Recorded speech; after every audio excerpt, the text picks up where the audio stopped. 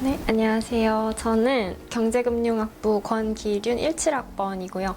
네덜란드 아반스 유니버시티에 2019년 2학기부터 20년 1학기까지 파견 갔다 왔습니다. 네, 저는 18학번 새마을국제개발학과 이가연입니다. 저도 마찬가지로 아반스 유니버시티에 2020년 1학기에 파견을 다녀왔습니다. 계기 저는 일단 개인적으로 해외여행 이런 거 하는 거 되게 좋아하고, 그리고 여행 가면 여기서 여행하는 것도 좋은데 좀 오래 거주하거나 살면서 할 수 있는 경험이 더 많겠다 싶은 생각이 들어서 그게 제일 큰 계기였던 것 같습니다. 저는 이제 국제교류처에서 하는 프로그램에 많이 참여를 했었는데요. 거기에서 선배들의 이야기를 많이 들었었는데, 많은 선배들이 이제 교환학생을 다녀온 게 약간 인생의 터닝포인트가 됐다, 이런 식으로 이야기를 많이 해주셔서 신청을 하게 되었습니다. 저는 일단 학교 선정할 때 1순위로는 영어권 국가에 가고 싶었어요. 그다음에 2순위로는 유럽을 가고 싶었어요. 저 같은 경우는 프랑스나 독일처럼 자국어를 가지고 있는 곳이 되게 많아서 그 중에서도 영어를 많이 쓴다고 하는 네덜란드로 먼저 선정을 하게 되었습니다.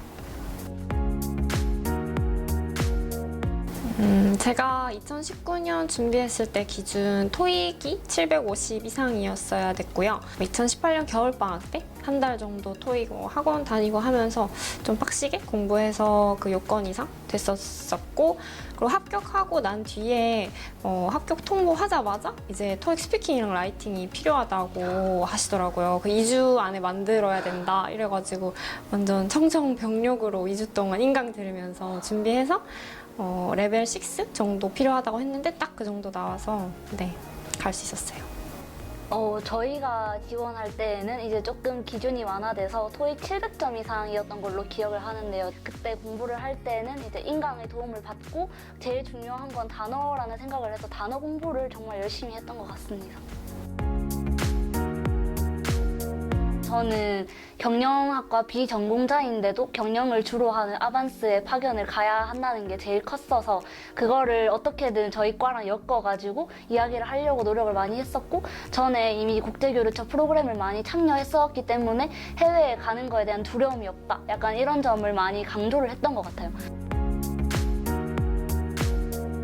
일단 동기 위주로 계속 물어보셨던 것 같아요. 왜 지원했냐, 왜 이 학교냐, 왜 이 나라냐, 이거는 꼭 숙지를 하고 면접 준비하셔야 될 것 같고, 그리고 질문 중에 하나는 영어로 질문하시고 제가 영어로 대답해야 되는 질문이 있었어요. 그래서 근데 그 질문도 되게 랜덤적이었던 것 같아요. 맞죠? 그래서 그 질문하셨을 때 너무 당황하지 말고 막 오히려 패스하고 막 대답 안 하기보다는 좀 틀려도 되니까 그냥 뭐 문법 이런 거 신경 쓰지 말고 대답 그래도 자신 있게 하면 좋게 봐주셨던 것 같습니다.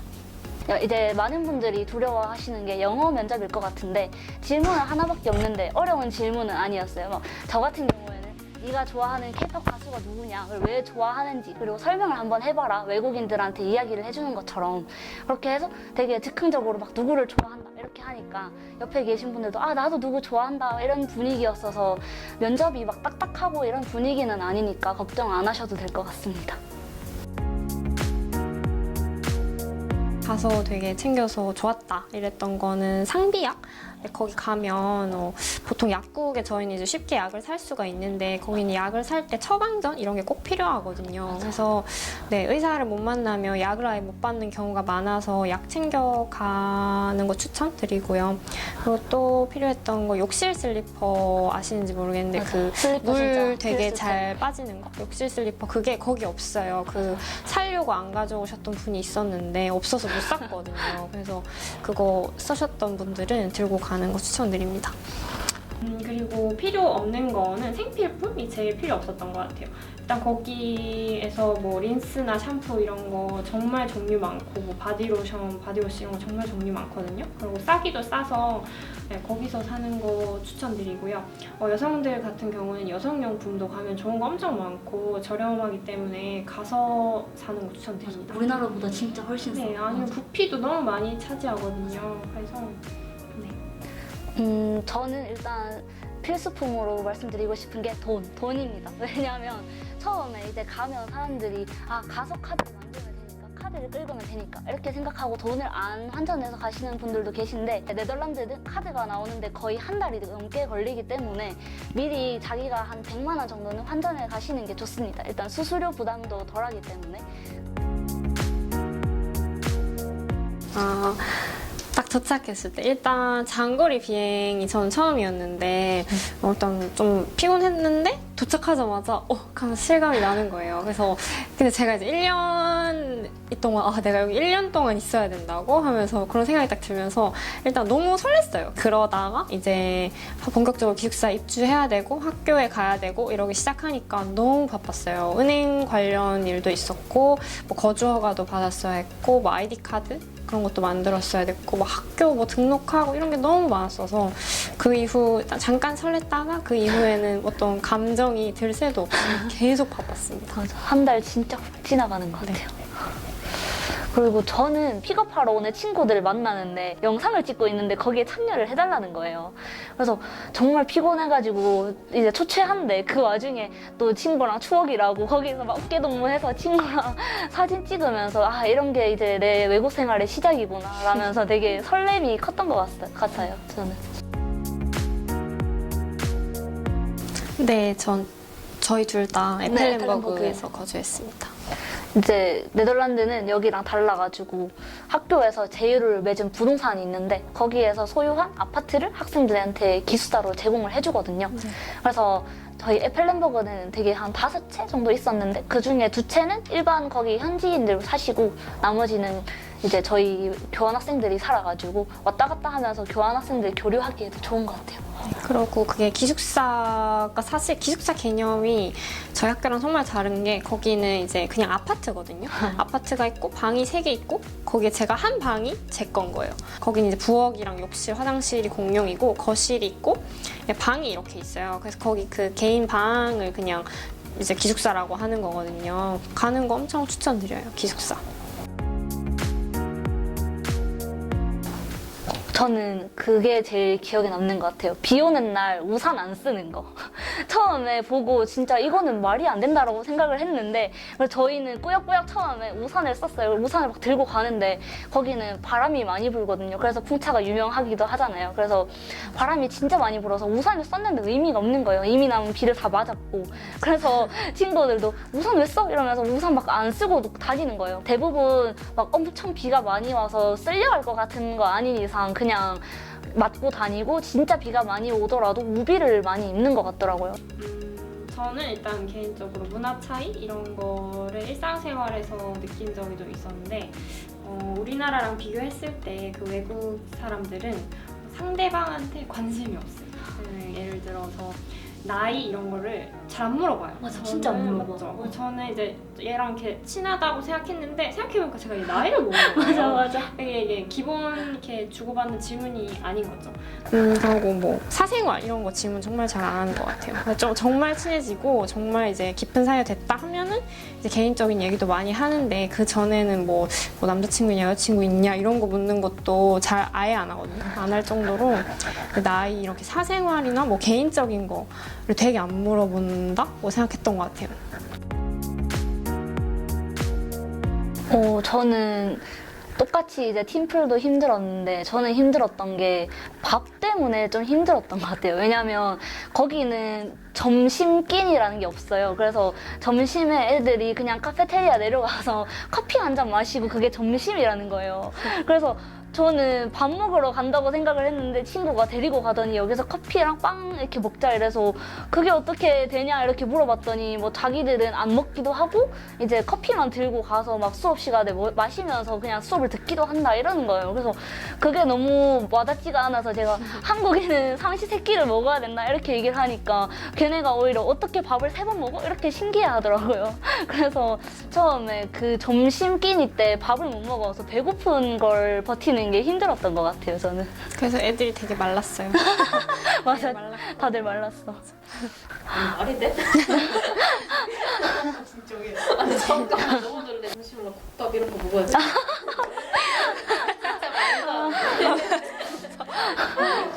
아, 국밥 절대 못 먹어요. 국밥 진짜 그리워요. 아 진짜 국밥 절대 국물 못 그런 거 진짜 그리워요 거기 가면.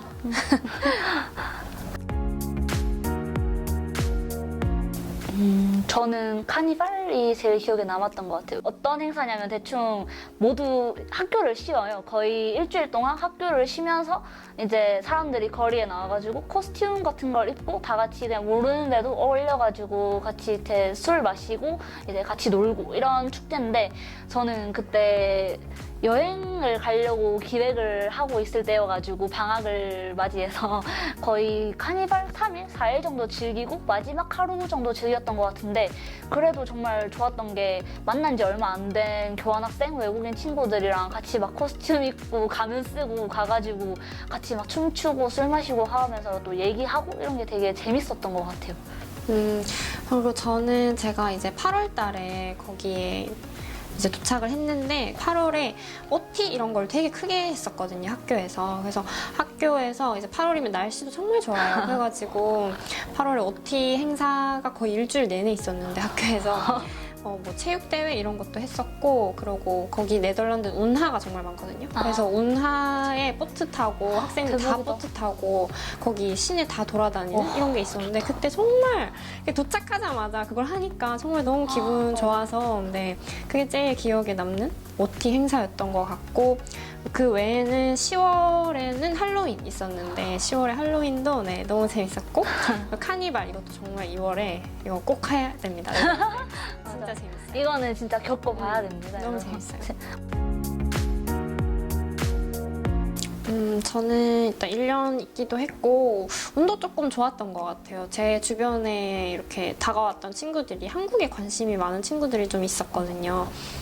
그래서 아직도 연락하는 친구들이 있는데 뭐 영국 여자 친구도 있고 뭐 헝가리 친구, 독일 친구, 네덜란드 친구 이렇게 4명이랑 아직도 연락을 하는데 각자 이렇게 친해지고 하다 보니까 자기 집에 초대하기도 했었어요. 그러니까 진짜 본가에 그 가족들도 저를 소개시켜주고 네, 같이 네, 여행도 다니고 네, 그랬던 경험이 있는데 그래서 너무 그게 좀 신기하기도 하고 외국인 이렇게 가정을 만나고 같이 뭐 밥 먹고 여행 다니고 이런 게 너무 신기했고 네, 그 친구들한테는 아직도 고마워서 아직 연락하고 다음에 꼭 진짜 코로나 나아지면 보자 하면서 계속 연락 중입니다.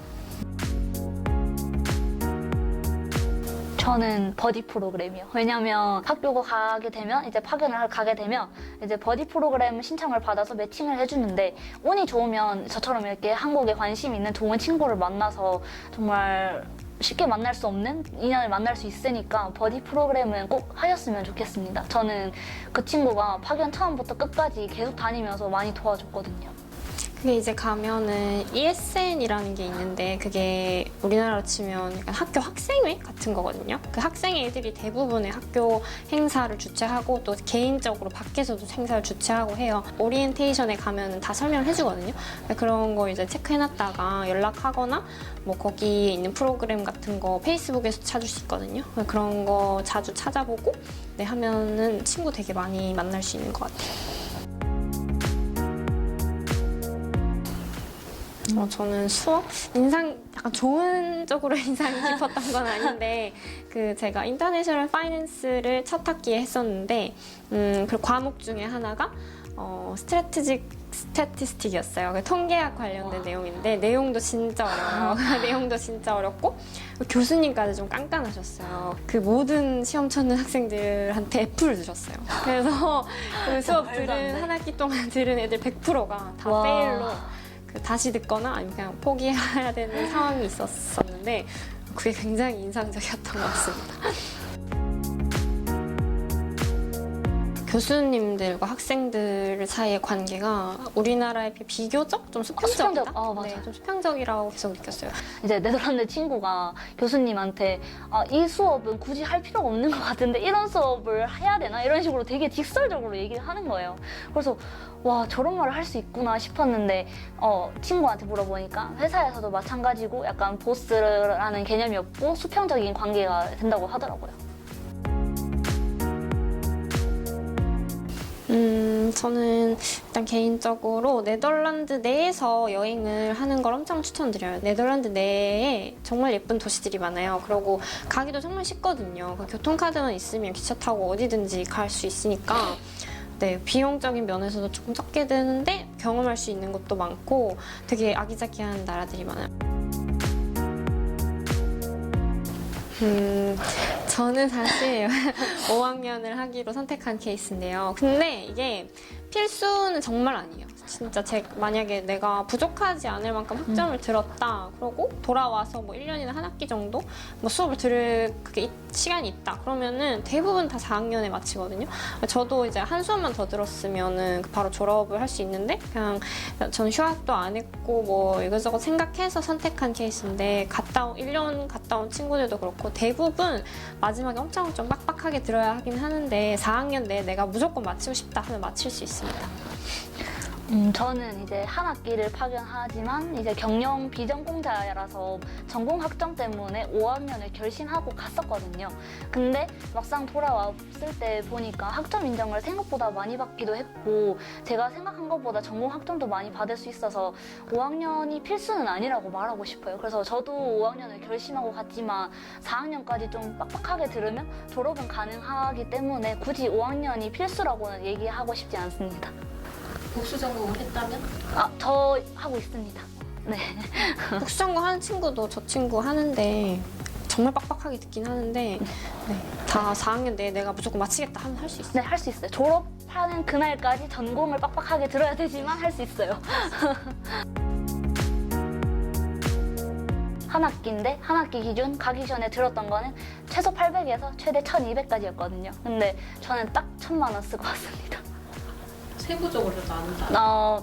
가장 크게 돈이 들었던 거는 아무래도 여행이에요. 그래서 왜냐면 저는 여행을 많이 가진 않았는데 이제 처음에 스위스에 여행을 가면서 돈을 좀 투자를 많이 했어가지고 다른 사람들도 그렇고 대부분 찾아보면 여행 비용을 제일 많이 부담을 하는 것 같아요. 그래서 여행을 좀 줄인다면 조금 800 정도에서 끊을 수 있겠지만 대부분은 여행 비용이고 이제 생활비는 첫 달 이후에는 많이 안 쓰이는 것 같아요. 크게 외식이나 뭐 일이 발생하지 않는다면.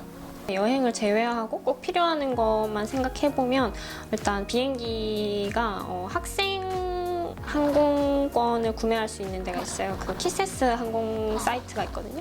그건 이제 국제학생증 있으시면 거기서 항공편 이용할 수 있는데 그게 한 편도에 조금 싸게 해서 한 50만 원 했던 것 같아요. 그래서 왕복하면 100만 원이나 조금 더 넘는 정도로 나왔던 것 같고요.